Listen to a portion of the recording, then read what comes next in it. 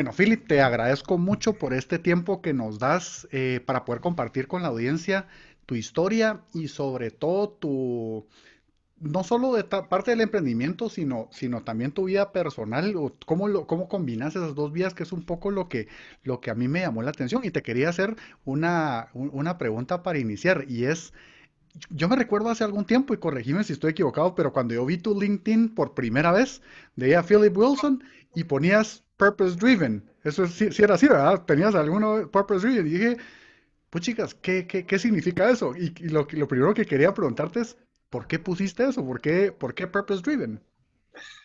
Y mira, yo creo que todos queremos ser parte de algo más grande, por ejemplo, yo como soy emprendedor o empresario, más grande que solo hacer dinero. Y no reconocí esto dentro de mi vida profesional hasta que cumplí 40 años, ¿va? Wow. Y ahí es donde empecé a vivir como un emprendedor o un empresario de verdad, porque nuestra naturaleza es, por ejemplo, ayudar a los demás. Y qué lindo poder servir a la humanidad a través de un emprendimiento. Pero fue algo que me marcó mucho y por eso doy tantas charlas en tantas universidades, porque eh, a mí me tocó hasta los 40, pero me gusta contar mi testimonio a las personas que tienen 18 o 20 años. No dejen de pasar mucho tiempo sin encontrar su propósito y seguirlo. Súper, súper. Y este siendo un espacio justamente de propósito, quisiera preguntarte, ¿cómo podrías definir vos o cómo expresas vos cuál es tu propósito? Pues tal vez un paso atrás, ¿va? ¿Por ¿Ok? qué estamos acá? Yo siento, pues yo vivo mi vida de una manera que reconozco que estamos de paso, porque estamos aquí de paso, estamos aquí poco tiempo. Ujú. Y mi fe me dice, no es el que más obtiene riqueza material que gana, sino el que más impacta en la vida de los demás de una manera positiva. Ujú, ujú. Entonces, eso es, mi propósito es servir a los demás dentro de mi ámbito como emprendedor. Y es muy así al grano. Súper, ¿no? Excelente. Y yo creo que eso es justamente lo que muchos están buscando, cómo decir su propósito, cómo expresar su propósito de una forma sencilla, de tal forma de que los inspire y que los ayude a tomar decisiones. Y esto me lleva a preguntarte cómo este propósito de servir, de entregar y de ser parte de algo más grande que vos, te ayuda a tomar decisiones en tu propia empresa, porque digamos muchas personas ven, y a eso quiero llegar, que estos dos mundos son diferentes, el empresario y el de propósito, son cosas diferentes, o sea, ¿cómo lo combinas? Sí, pues recientemente es una excelente pregunta. Recientemente nos volvimos lo que se llama un B Corp, una empresa certificada en el mundo de B Corporations. Y básicamente lo que es un B Corp es una empresa que está auditada y que está certificada por terceros en tener un triple impacto. O sea, el impacto en el medio ambiente, va un impacto positivo en la sociedad porque producimos un producto que mejora la salud y somos sostenibles financieramente. ¿Va? Si no sos sostenible financieramente, no puedes impactar en el medio ambiente y en la salud, no puedes producir un producto que ayuda a los demás. Entonces, eso es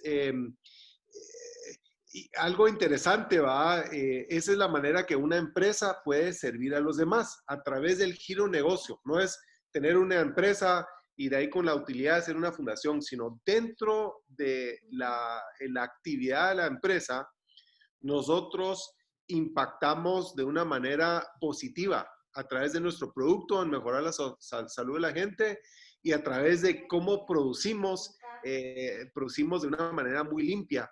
Y también el producto, como en la área rural, donde tenemos 350,000 familias que usan el ecofiltro todos los días, pues ya no queman 20 libras de leña al día. Entonces, protegemos 2,000 árboles de ser cortados cada día. Entonces, eso es meter el impacto o el propósito dentro de una empresa es producir productos buenos y producirlo de una manera responsable.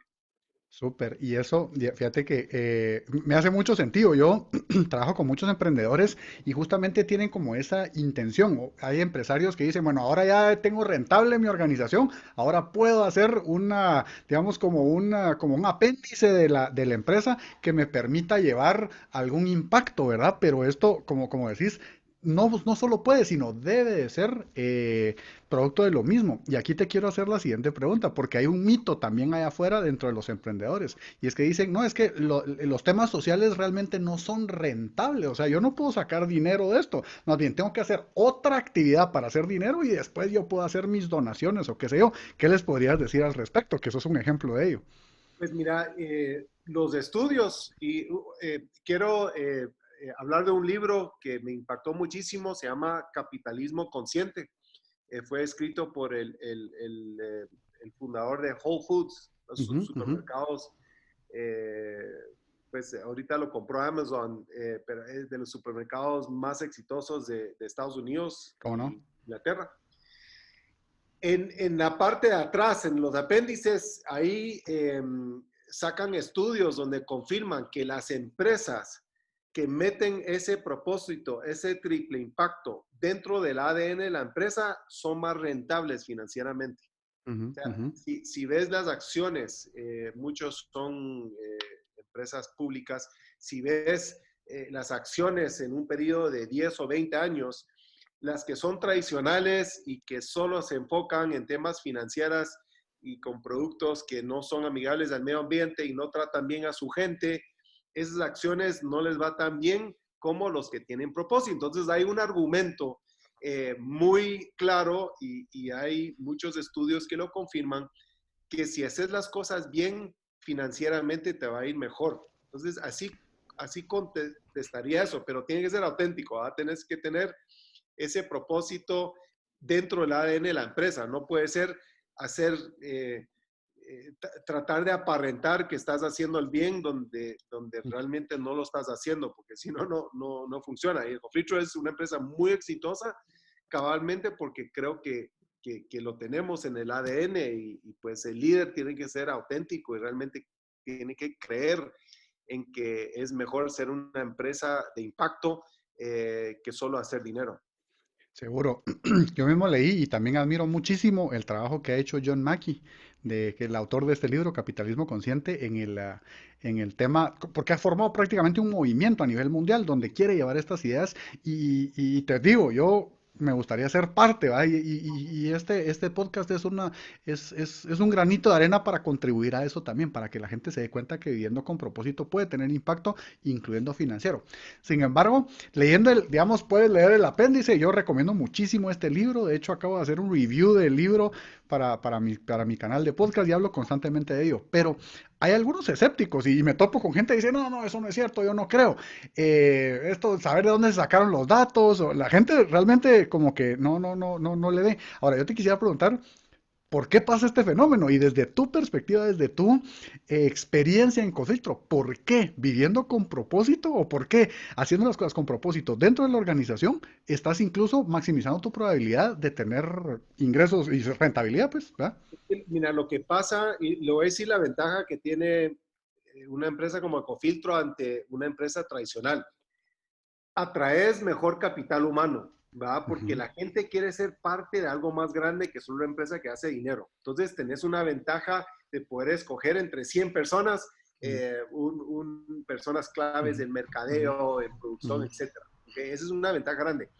El número dos es los clientes del producto se vuelven más fieles, ¿verdad? ujú, Porque ellos quieren comprarle a una empresa que tiene un propósito más allá de solo extraer dinero de esa compra, ujú, de esa ujú. venta. Entonces, eso es muy poderoso, ¿verdad? Tener mejor capital humano y tener clientes que no te van a dejar porque saben que hay algo detrás de esa empresa, más que solo hacer dinero, tiene alma. Y eso es, mira, algo que y te digo, hay mucha gente escéptica porque tal vez no leen, ay, Ujú, no ujú, están viendo lo que está pasando en el mundo. Les voy a contar una breve historia. seguro. Adam Smith escribió el libro de Riqueza de las Naciones. En Ujú, inglés se llama ujú. Wealth of Nations. Se lo recomiendo a todos leerlo. Creo que son como 800 páginas, pero Vale la pena. él es el papá del capitalismo moderno, ¿ok? Ujú, Creo que lo escribió en 1776, el mismo año que nació Estados Unidos.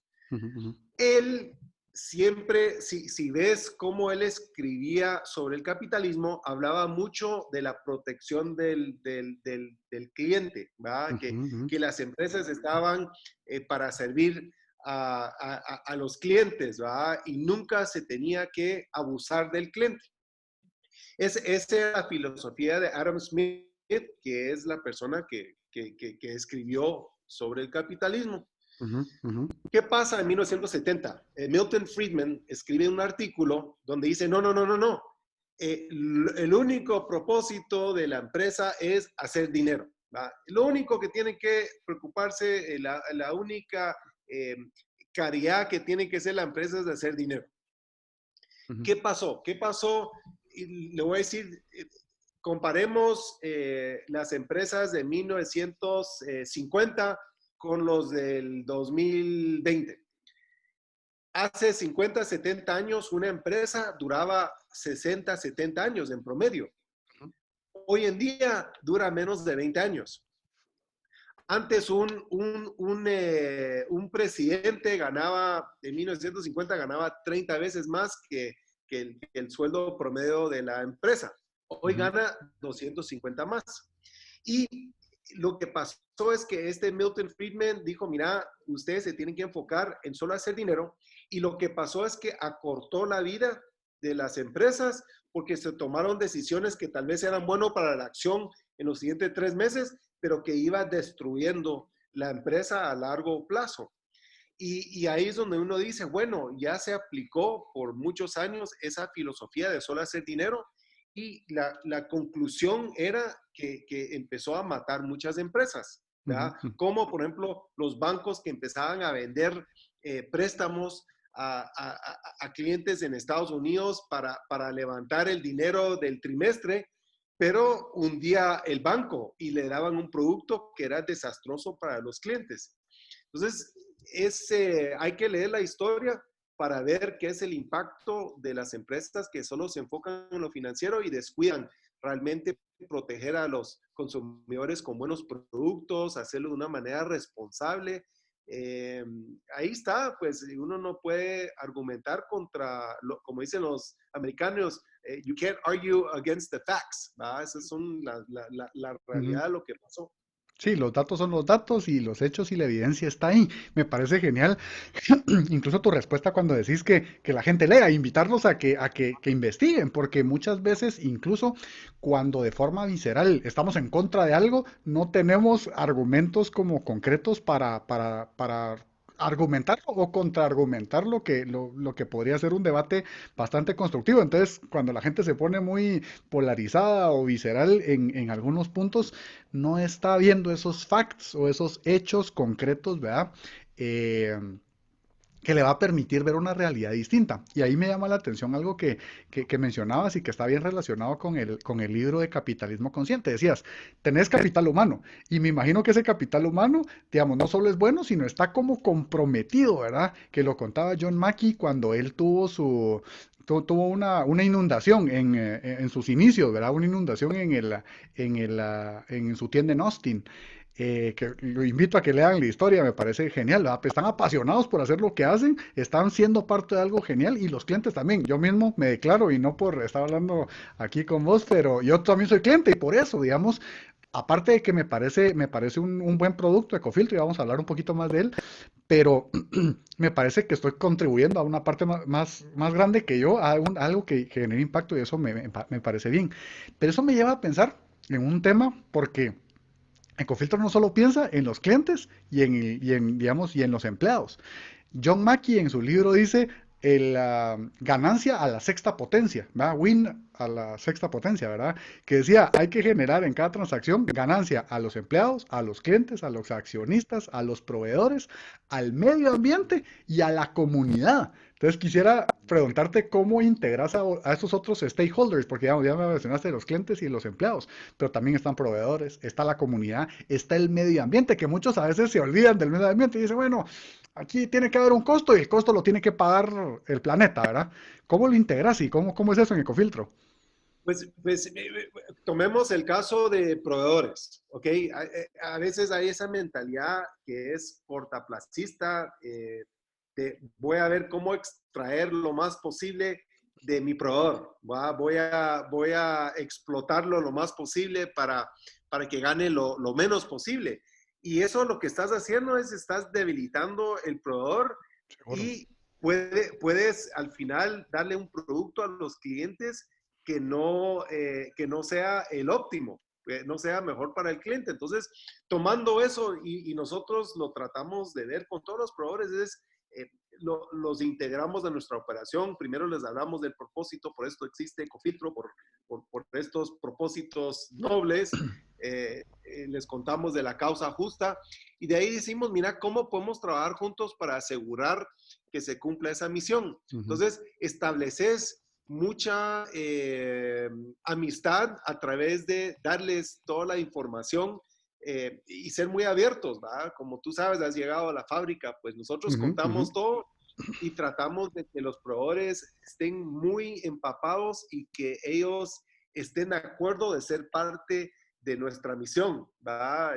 Y todos que están dentro de nuestro círculo de proveedor de productos, les encanta lo que hacemos y llegamos a entendimientos que son gana-gana. Entonces ayudamos a que ellos crezcan, nosotros crecemos y más importante, le damos a los clientes un producto que se lo merece, que va a durar mucho tiempo y Uh que -huh. no va a tener ningún problema. Y es del contrario, cuando uno trata de explotar a los proveedores, pues uno mismo está debilitando tu propia empresa. Entonces, eso es un punto de varios, ¿verdad? Pero creo que ese es el que más me llama la atención para los que nos van a escuchar este podcast, que en Guatemala hay que cambiar esa mentalidad y realmente formar relaciones con sus proveedores de gana a gana, de amistad y ser abiertos con ellos.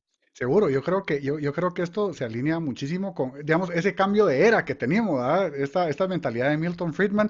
Antes había un fenómeno que se llama la simetría de información. No teníamos la misma información, entonces las negociaciones eran como, yo no te doy información y tú no me das información, y entonces estamos como que pujando y se vuelve como un pulso, ¿verdad? Es como un pulso de fuerzas para ver quién es el que más puede, ¿verdad? Y en ese pulso creo que pierden ambas partes. Pero lo que estoy entendiendo, Philip, es que en tu caso vuelves casi socios estratégicos a tus propios proveedores, o sea, que sean parte de, ¿verdad? Sí, Súper. sí. Y en el tema, bueno, ya mencionaste, Ecofiltro tiene un gran componente de medio ambiente ahí, ¿verdad? Pero también, o sea, como está integrado, ¿verdad? Y al final esto, como tú decías, se transforma en un resultado positivo en términos de rentabilidad para los accionistas, ¿verdad? Ahora, ujú, Totalmente, tal vez solo es bien importante hablar del medio ambiente porque muchas personas piensan que si involucras en energía renovable es bueno para tu reporte anual a los accionistas y la junta directiva, pero no es bueno para el negocio. Pues tú que conoces ujú, la ujú. fábrica, pues tenemos tapizada todos los techos con paneles solares y fue de las mejores inversiones que he hecho en mi vida porque no pago nada por toda la energía que usamos en las computadoras, las luces, todos los mezcladores, los pulverizadores, todas las máquinas en la fábrica, pues es energía del sol y se pagó en 5 años la inversión y ahorita tenemos 20 años de energía sin costo. Entonces, utilizar la tecnología que ya existe, que te hace producir de una manera limpia, también es una buena decisión financiera para, para el negocio, ¿va? Ujú. Y la gente no tiene que tener miedo de hacer esas inversiones, ellos solo tienen que investigar y van a ver cómo involucrar ese tipo de energía dentro de su estrategia. Sí, y eso de investigar y ser creativo me llama muchísimo la atención porque a veces estamos en nuestra zona de confort y no queremos como que, bueno, ya es, así se ha hecho siempre y ese es como nuestro paradigma y pueden haber formas mejores de hacerlo. Y es que ahí me gustaría que tal vez compartieras, porque una cosa es la energía, digamos, solar, que hoy se suena más aquí en Guatemala, digamos, en países como Europa, Estados Unidos ya llevan bastante tiempo, pero hoy ya está como más de moda, pero me gustó mucho la parte del secado que me contaba. O sea, y me pareció súper ingenioso y me parece como creativo. O sea, solo es de pensar un poquito cómo puedo hacer para que Sí, esto sea mejor y sostenible. Y tal vez nos cuentas un poco ahí cómo funciona el sí, secado. sí, es una historia. Cabalmente acabo de estar conversando con el arquitecto Pierre Trullin, que es el francés que diseñó la nueva fábrica de Ecofiltro. Y Ujú, él tenía una fábrica de cerámica en Francia. ujú, Y él me ayudó con los hornos en la fábrica anterior, hizo un trabajo excepcional, entonces lo invité a diseñar la nueva fábrica. Y ujú, le dije ujú, a Pierre, en la fábrica anterior teníamos como 200 ventiladores ujú, en el segundo nivel de la fábrica donde secábamos todas las unidades filtrantes y era un gasto enorme de energía. Entonces le dije, Pierre, ¿cómo podemos diseñar la fábrica para ya no necesitar esos ventiladores? Entonces me dijo, pues agarremos el carro y vayamos por diferentes partes del valle, aquí en las afueras de Antigua, ujú, ujú, busquemos un lugar donde hay viento constante. Y la razón que se construyó la fábrica donde estamos en San Lorenzo del Cubo, a 10 minutos de Antigua, es que estamos en una área donde hay como un cañón, como el cañón ujú, de Palín, solo que es un mini cañón, ujú, y hay un viento constante. Tuvimos que levantar la fábrica cierta cantidad de metros, tuvimos que posicionar la fábrica de tal manera y tuvimos que hacer los techos de tal manera para que tuviéramos esa convección natural. ¿Y qué pasó? Pues ahora no tengo un solo ventilador en la nueva fábrica y uso ese viento para todo el presecado. Antes de que los filtros entren al horno, ujú. tienen que tener ese presecado y funciona mejor que con los ventiladores artificiales. Entonces, ahí pues realmente no fue Philip Wilson, fue este francés que realmente eh, diseñó todo para que yo solo le dije que quería encontrar una manera de secar sin utilizar energía artificial. Y él fue el que diseñó todo y fue un gran éxito y eso mantiene el producto con un costo muy bajo, pues. Seguro, y es que a mí me impresionó cuando visité la fábrica, ¿verdad? Porque muchos piensan, digamos, cómo yo extraigo, que al final la materia prima de casi cual de la industria en general son los elementos naturales. Está bien, pero en este caso, en vez de extraer de la naturaleza, es apalancarme o valerme de la naturaleza para poder ahorrar. Y es el viento, el sol, son cosas tan como normales que como diría en inglés, you take it for granted, ¿verdad? O sea, ahí están pero no las aprovechamos. Y era hacer un esfuerzo adicional, que si bien es cierto, este arquitecto francés fue el que, digamos, el de la idea, tú pudiste haber dicho, ah, no, pero la verdad es que qué pereza, ¿por qué cambiarnos de fábrica? No, es demasiado, no, no, pero tenía un beneficio y hoy estás viendo el beneficio y nuevamente volvemos a la parte beneficio financiero. Entonces, eh, son muchas partes que puedes ir integrando igual a tus proveedores. Otra interesante hablando de los stakeholders, porque me decías que también procuras involucrar a la gente de comunidades para que hagan, digamos, las partes de las cerámicas o algunas cosas. Ahí, ¿cómo integras a la comunidad al proceso productivo de Ecofiltro? Sí, pues para mí es muy importante y al principio peleaba mucho esto, eh, que todo venga de Guatemala. ¿Verdad? Para mí es muy importante lo que es producción local. Ujú, Y ujú, pues el ecofiltro que parece una maceta, lo puedes meter en una cubeta de ujú, plástico, que es el modelo que se distribuye en todas las áreas rurales de Guatemala, o se puede poner para el mercado urbano en un recipiente de barro, de cerámica, de vidrio. Y ujú, fuimos encontrando que hay un talento excepcional. Por ejemplo, en Rabinal hacen estos recipientes de barro lindísimos y lo han hecho por muchísimos años. Entonces tenemos todo un grupo de artesanos en Rabinal que nos hacen todos esos recipientes. Los de vidrio, pues encontramos una cooperativa en Chela y hacen un vidrio soplado lindísimo para los mini ecofiltros. Los de cerámica, pues son artesanos aquí en Antigua. Y realmente, más que hoy en día con esta pandemia, uno se da cuenta lo que necesita Guatemala es más personas generando ingresos. Y a mí me da mucho orgullo que todos los recipientes se hacen aquí localmente, ¿verdad? Los de peltre se hacen en una fábrica en Amatitlán, pues las cubetas se hacen en Villanueva. Entonces sí tratamos de generar muchísimo trabajo localmente, no solo ese directo, sino indirecto. Y qué bueno que vamos a seguir creciendo y generando más ese trabajo indirecto. Y la verdad, trabajan muy bien. Los guatemaltecos trabajan muy bien. Estoy muy contento con cómo trabaja nuestra cadena de proveedores de recipientes.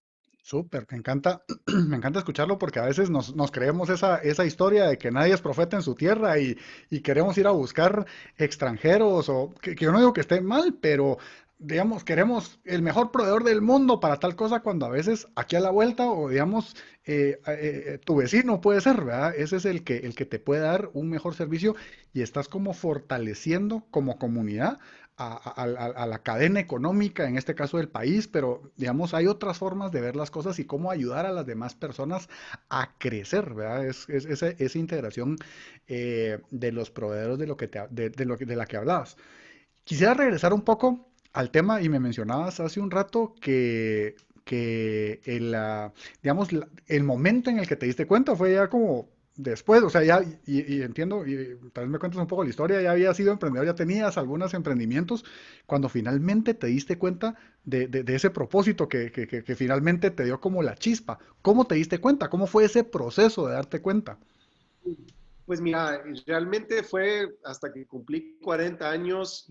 Hay un libro que se llama, es que el autor se llama Viktor Frankl, se llama El hombre en busca de su propósito. Ujú, ujú, Y a mí me impactó mucho. Yo, pues definitivamente entré en un midlife crisis donde pues ya me estaba yendo más o menos bien, ya tenía, a mí nunca me ha interesado acumular yates o Ferraris, o sea, ya yo dije, tengo una casa linda para crear un hogar para mis hijos y tengo el fondo para la educación de mis hijos. Y ese era como mi propósito financiero iba ujú, ahí y estaba buscando como que a la gran, como que no le encontraba sentido a acumular más cosas ujú, y fui a hablar con mi hermana y le dije, mira, me estoy yendo de viaje 3 meses a veces, me levanto tarde, eh, estoy buscando un propósito más allá que solo hacer dinero, me siento como una hoja en el viento. Y ella era una trabajadora social trabajando en la fundación de mi mamá, enfocada en el mundo del agua. Y le dije, mira, me puedo involucrar un poco más en la fundación, ver qué están haciendo, apoyar, etcétera. Y ahí es donde empecé a conocer las comunidades de Guatemala, porque antes conocía la ciudad de Guatemala, Antigua, la playa, nunca me había involucrado en visitar aldeas. ujú. Y encontré lo fuerte y egoístamente cómo se siente bien cuando uno se enfoca en ayudar a resolver los problemas de los demás. Ujú, Entonces ahí es donde empezó mi involucramiento en ayudar a los demás, fue a través realmente de mi mamá y mi hermana y yendo a ver el impacto que ellos hacían. Ahí después vamos a hablar de cómo cambiamos el modelo, pero fue leer ese libro, ver lo que hacía mi hermana y como que ahí me empecé a dar cuenta que tenía que cambiar a una vida de servir, a una vida egoísta, de solo acumular y ujú. todo para adentro. Súper, buenísimo, te agradezco. Y yo creo que esto es un proceso, ¿verdad?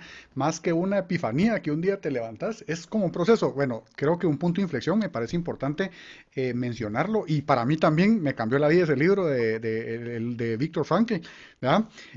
Principalmente siempre lo tuve ahí porque mi mamá es psicóloga y daba clases incluso de logoterapia y cosas así, pero nunca, como hasta mucho tiempo después lo descubrí también. Para mí fue como un despertar, pero es un proceso después cuando pasas y te vas dando cuenta de cosas.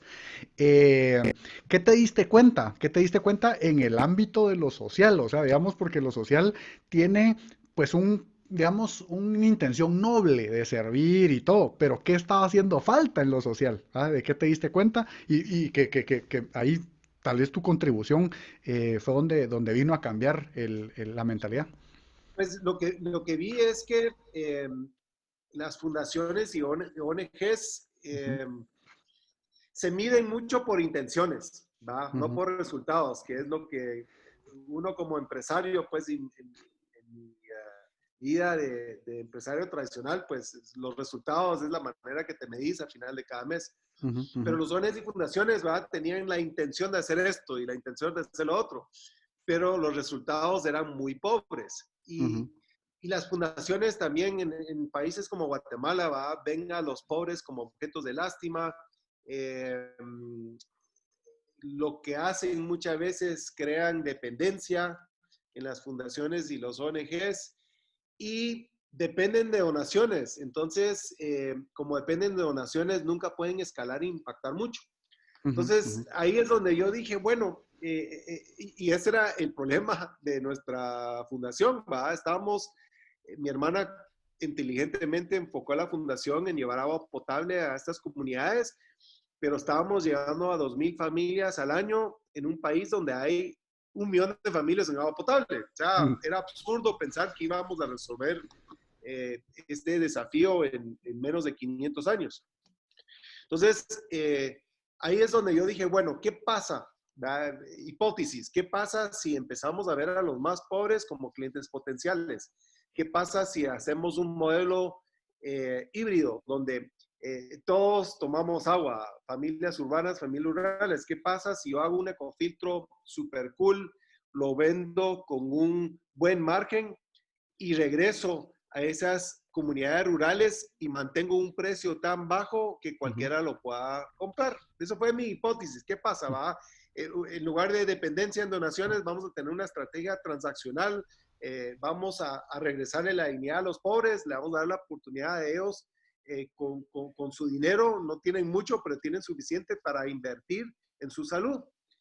Y pues después de 10 años, después de por 20 años ir a un ritmo de 2,000 familias al año, pues hemos llegado ya a 600,000 familias en 10 años y las familias en área rural que han comprado el filtro lo mantienen bien, lo cuidan, realmente tiene valor el producto y está dignificando a las familias al hacer que ellos participen en resolver su propio problema, que es acceso a agua potable. Así que eso fue, no quiero culpar la fundación de mi mamá, pero todas las fundaciones y ONGs miro que tienen esa misma, yo lo llamaría disfuncional, y esa medición de intenciones que creo que Guatemala es el país que más tiene ONGs per cápita en el mundo, leí eso en algún Wow, lugar. O sea, es eso no una sabía. cantidad, creo que en Antigua, solo en Antigua hay miles. Eh, creo que la razón que no nos hemos vuelto Suiza con toda esta ayuda que ha llegado es porque el diseño de estas ONGs y fundaciones no ha sido un diseño que impacta de una manera grande y no escalan. Mientras que una empresa de impacto como Ecofiltro, y hay muchos más en todo el mundo, pues es muy enfocado en la transacción, en vender el producto, pero siempre con la causa como número uno. ¿Va? La causa es llevar, yo dije, yo voy a llevar agua potable al millón de familias que no lo tenían. Entonces, la causa es número uno, y de ahí viene pues cuidar a los colaboradores que trabajan en Ecofitro y pues ser sostenible financieramente en ese orden. Ese era Súper, como que la nueva visión. No, excelente. Y eso te iba a preguntar, justo ahora ya me contestaste la pregunta que tenía ahí para más adelante, pero ¿cuál es tu causa justa? Creo que esa es la causa, porque hablaste en algún momento hace un rato de la causa justa. Esa es tu causa justa, entiendo. Sí, sí. Y es una causa, ¿verdad? Cuando lo dije en 2010, eh, la gente se reía, ¿cómo vas a hacer eso? Ah, no puedes levantar tantos fondos, pues se diseñó de diferente manera esa iniciativa eh, para que sea posible llegar a eso. Y eso se lo digo para los emprendedores que están escuchando este podcast, hay que soñar en grande y poner propósitos bien grandes. Y eso eh, te lleva a escoger un capital humano extraordinario, eh, te hace invertir en grande, ¿va? Nosotros ya llevamos pues más de 15 millones de quetzales invertidos en la fábrica. O sea, tenés que soñar en grande y de ahí viene la inversión en grande. Y si lo diseñas bien, pues si a mí me pasa llevando una camioneta, pues ahorita no hay camionetas, pero si yo no existo mañana, Mm, eh, esto va a seguir sin mí. Y creo que eso es algo que no pasa con las fundaciones y ONGs. ¿Verdad? Tratan de hacer el Dios, el fundador, que es bueno en levantar fondos y tiene carisma o hace eventos extraordinarios para levantar fondos.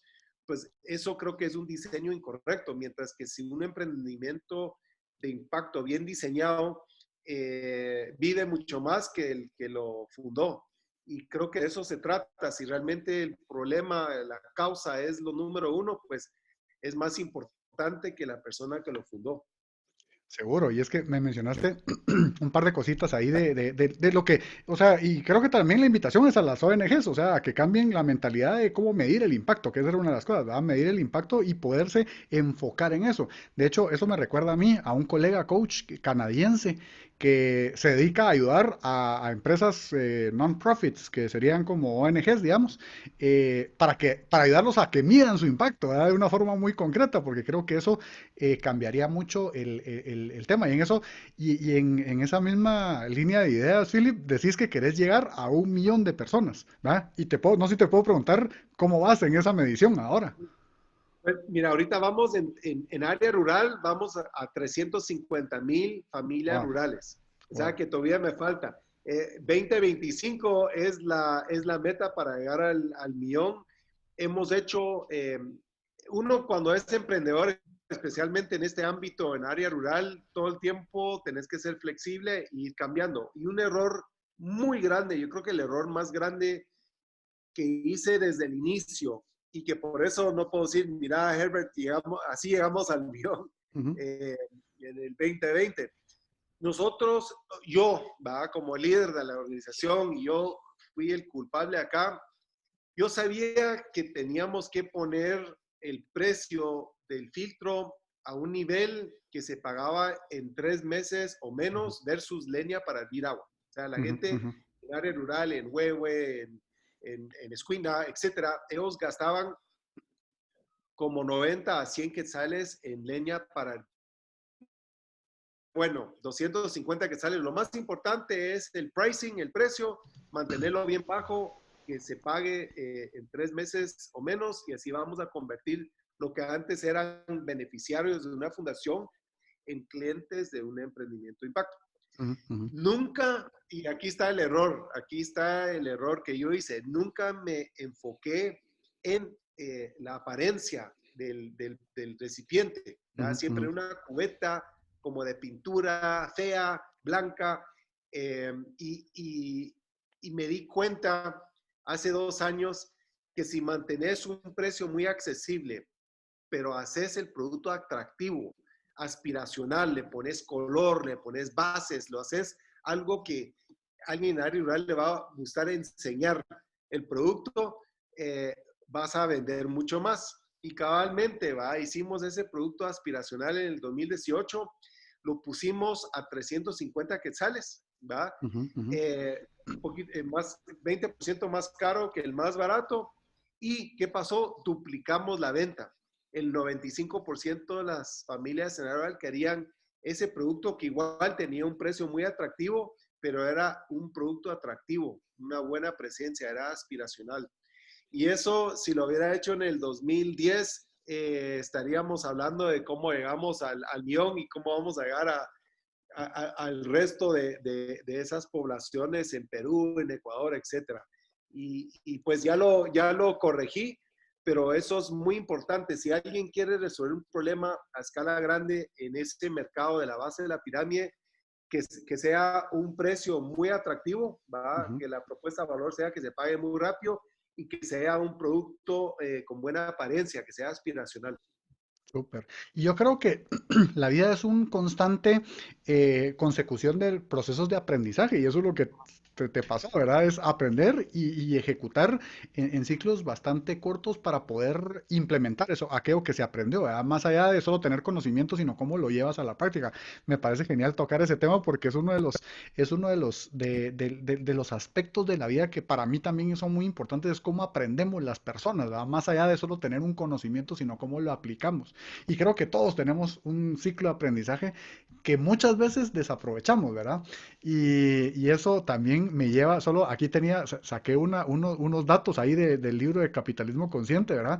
Que decías, es como ayudar a los pobres. Y es que en los últimos 200 años, el 85% de la población vivía en extrema pobreza y ahora solo vive el 16%, ¿va? Y esto es la empresa la que ha traído esto, ¿va? Es como tener esa conciencia de empresa y poder ayudar a los demás. Y así hay muchos otros, ¿verdad? Ha mejorado el ingreso per cápita de todo el mundo, porque todos dicen, es que yo siento que es una falsa creencia de que está mal distribuida la riqueza. Pues sí, unos tienen más, otros tienen menos, pero todos como conjunto tenemos más como personas, ¿va? A través de estos proyectos de empresa, ¿verdad? Y me mencionaste también, ahorita hablábamos de Guatemala, pero ya me mencionaste otros países de Sudamérica y quería preguntarte cómo este impacto o cómo digamos, cómo esta idea o lo que, digamos, esto de llevar agua potable ha permeado en el mundo, en otros países del mundo. Tal vez me contás ahí Sí, un poquito de eso. sí, pues mira, el no tener acceso a agua potable mata a más personas que cualquier forma de violencia, incluyendo las guerras. Wow. Y por eso fue muy inteligente que mi hermana enfocó eh, la fundación de mi mamá aquí en Guatemala en acceso a agua potable. O sea, el retorno más grande, más alto que le puedes llevar a una familia en un área rural en Guatemala es llevarles agua potable. O sea, el incremento en productividad, en crecer más, no hay, no se compara con cualquier otra intervención. Ujú. Ahora bien, lo más lindo de esta historia no es Philip Wilson Ecofiltro, es licenciado Fernando Mazariegos, un guatemalteco de Panajachel. Él descubrió una tecnología que utilizando materiales naturales y que se puede producir en cualquier país, puede purificar agua, especialmente de bacteria de origen fecal, que es la razón Ujú. principal que, que, que, que los niños mueren o se enferman en todo el mundo. Y lo lindo de esto es que él donó esta tecnología a la humanidad. Ujú. Entonces, ahorita hay 60 fábricas en 39 países. La última que abrió en marzo, no mejor época de abrir, pero abrió de todas maneras, es en Indonesia. La única diferencia entre las fábricas, la fábrica en Guatemala y el resto del país es nosotros no permitimos que usen el nombre comercial Ecofiltro, ¿verdad? Porque nosotros no estamos encargados del control de calidad de Ujú. cada fábrica. Por ejemplo, en Indonesia se comercializa como Terra, en Camboya como Tunsai, en Uganda, donde yo estoy en la junta directiva, es Ujú. Purifier. Pero lo más lindo es que hay millones de filtros producidos, este filtro Chapín que fue inventado en Guatemala, en todos estos países, y es la manera más efectiva de llegar a los más pobres. Uno, porque se puede hacer de una manera muy accesible, porque se produce eh, dentro del país y se mantienen los precios muy bajos y siempre es el filtro de mayor aceptación cultural. Cuando yo iba a África y le preguntaba a los clientes de otras fábricas, mira, ¿qué te gusta de este filtro Chapín? Siempre decían, pues en los días de Ujú. mayor calor, el agua sale como fresca. Ujú. Y eso es Ujú. lo que hace el barro. ¿Verdad? Lo lindo del ecofiltro, la base del filtro es de barro, es que mantiene el agua muy fresca. Ujú. Entonces, es una historia realmente de orgullo nacional. O sea, yo ya le he pedido a muchas de las fábricas que pongan una banderita de Guatemala en todas las entradas, ¿verdad? Porque sí es un orgullo eh, es un aporte de Guatemala a la humanidad y se debería reconocer y que gente, que sepan los niños de Guatemala que aquí en Guatemala sí se puede inventar cosas extraordinarias que cruzan fronteras.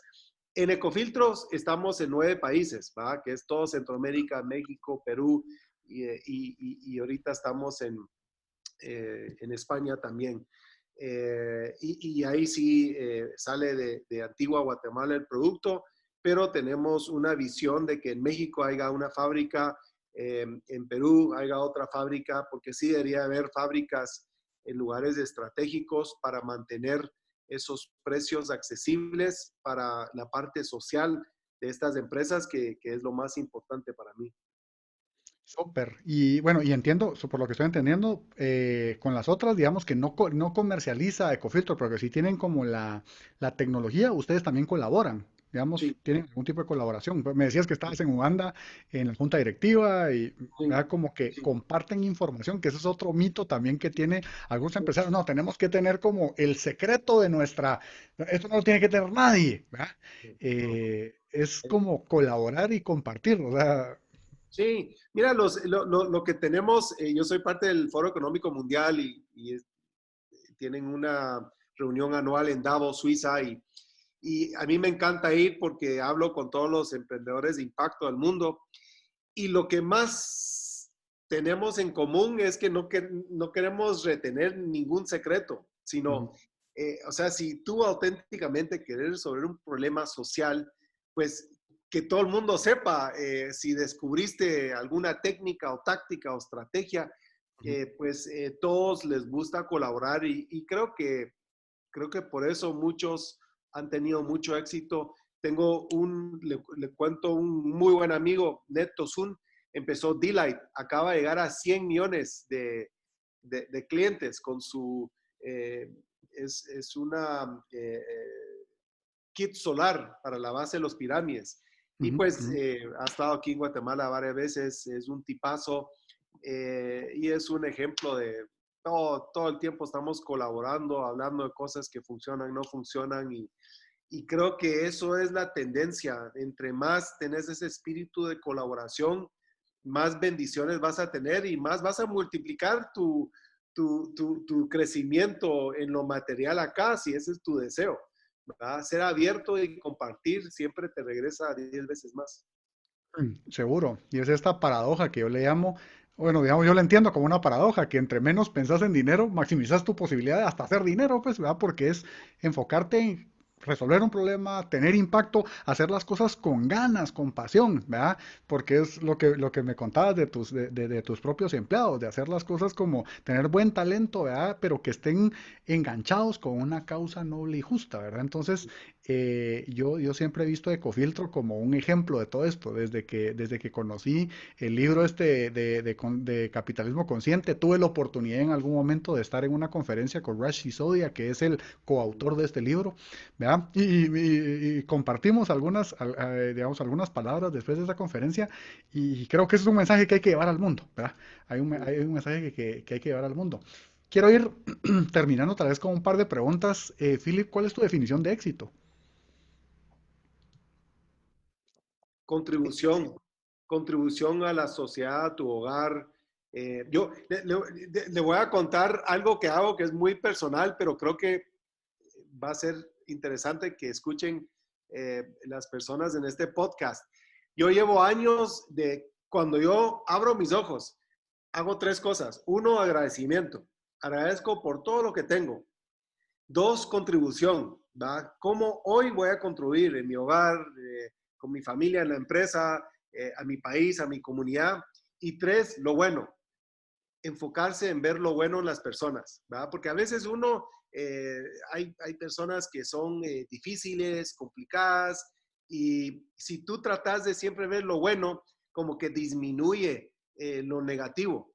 Y ya se volvió un hábito, o sea, antes me costaba, esto viene de mi mentor, o sea, no es algo que yo creé, pero llevo 25 años de hacerlo todas las mañanas y eso te pone en un mindset, no sé cómo traducirlo en español, pero Con te da mentalidad. mentalidad en la mañana Ujú.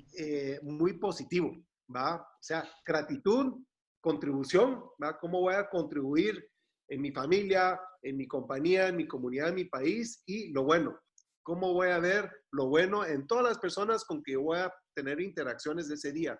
Y eso creo que es una ventaja competitiva que la gente que lo hace, como que empezás tu día con esa mentalidad positiva y te ayuda a tener un día de éxito, ¿verdad? Y al principio cuesta, pero de ahí se vuelve un hábito y ya es parte de su día y te ayuda a ser una persona eh, que realmente ayuda a ser una mejor sociedad. Súper, ¿no? Me encanta eso. Fíjate que lo voy a tomar, gratitud, contribución y ver las cosas como, como optimismo y positivas. Porque lo que hacemos, bueno, yo he tratado de hacerlo menos cada vez y enfocarme un poco en la parte de gratitud, pero te voy a tomar la palabra, Philip. Si algo, una de las cosas que más me llevo también de esta entrevista es eso, porque tenemos la mala costumbre de levantarnos y lo primero que hace probablemente el 90% de la población mundial es ver su celular. ¿Ah? Ver qué pasó en Facebook, cuáles son las noticias y muchas veces el mass media o digamos, los medios de comunicación lo que te venden es la mala noticia de hoy, ¿verdad? O la tragedia, ¿verdad? Y eso te pone como te setea tu mente en una posición más negativa, ¿verdad? Entonces ya tu día ya como que empiezas con el pie izquierdo, ¿verdad? Y tienes una desventaja por eso. Seguro. Entonces no vas a poder ser muy productivo o contribuir. Entonces, eso es un big no-no. No hagas eso como primer cosa. No miren noticias como primer cosa. Y vas a ver que si uno hace agradecimiento, contribución, ver lo bueno, ya no te llama la atención tanto ver noticias todo el tiempo, ¿va? Porque no tenés tiempo, estás haciendo cosas productivas y generando energía positiva, entonces no te metes en ese hoyo de negativismo. Seguro, y fíjate que yo hace un año más o menos leí un libro que se llama Minimalismo Digital o Digital Minimalism se llama, de Cal Newport. Y él te sugiere, a ver, un mes sin redes sociales. Y lo hice durante un mes y ese mes fue pues como bien, no sé, tuve otra mentalidad como mucho más positiva. Ahora las uso como más intencional, pero eso es como parte de cambiar la mentalidad. Una pregunta adicional, Philip, para ir terminado también, ¿qué impacto quieres dejar en el mundo? O sea, si ya te lo pudieras reflejar en una frase. Tal vez el impacto más grande que quiero bajar es que eh, utilicé mi profesión como empresario en mejorar la sociedad, ¿verdad? Que realmente di un ejemplo de cómo ser una fuerza positiva en servir a los demás a través de mi espacio como empresario. Buenísimo, excelente. Eso también me recuerda al subtítulo de este libro de Capitalismo Consciente. Y de hecho, te lo digo con toda honestidad, yo veo a los empresarios como héroes y para mí vos sos un héroe porque estás contribuyendo a eso. Para mí particularmente me has inspirado muchísimo a lo que hago en mi vida personal y pues en este podcast en esta entrevista no es la diferente, no, digamos, no es diferente de todo eso. Así que para mí es como ser un héroe, ¿va? Para otros empresarios y yo lo veo también como despertar a la gente y que ya hay otras posibilidades. Así que te agradezco por esta tu contribución. Y por último, la última pregunta que quisiera es pues hacerte, ¿qué mensaje le dejas al empresario, al joven, al que no sabe qué hacer en términos de propósito? O sea, cómo empezar a vivir su propósito en la vida. Tal vez reconocer que nuestra naturaleza es ayudar a los demás. O sea, así como el árbol no come su propia fruta, o sea, nuestra naturaleza, la mía, la tuya, es ayudar a los demás. Y si uno realmente quiere llevar una vida que vale la pena, tenés que apegarse a su naturaleza y ayudar a los demás. Y qué más que ahorita, en medio de una pandemia, hay un montón de maneras de ayudar y las bendiciones que uno va a recibir de ayudar a los demás lo va a llevar a ser una persona exitosa en cualquier profesión. Entonces, eso sería mi consejo. Súper, te agradezco entonces y espero que en este camino de construcción del propósito, porque que nunca termina, ¿ah? O sea, es una vez lo descubrís y después, hasta el día que te morís, creo que ya descubrís y decís, esto era así, así, como decía alguien, yo no recuerdo de dónde lo aprendí, pero la vida es como una canción, hasta que la terminas de oír, ya la entiendes, ¿verdad? Pues entonces ahorita todavía estás construyendo tu propósito y te agradezco que lo puedas que puedas compartir tu historia y también a los demás que están construyendo su propósito, que tomen ejemplos, que tomen buenas decisiones, pero que sobre todo que no decaigan y pues en este caso, Philip, te agradezco por tener esta historia de valentía y compartirla con los demás, ¿verdad? Entonces, agradezco por este tiempo, espero que sea muy útil y que puedan tomar elementos que hagan vida y que puedan vivir su propósito en su emprendimiento o en su vida personal, con un ejemplo de empresario y una gran persona. Así que te agradezco mucho, Philip. Gracias, Herbert. Un honor siempre estar Ok, contigo. excelente.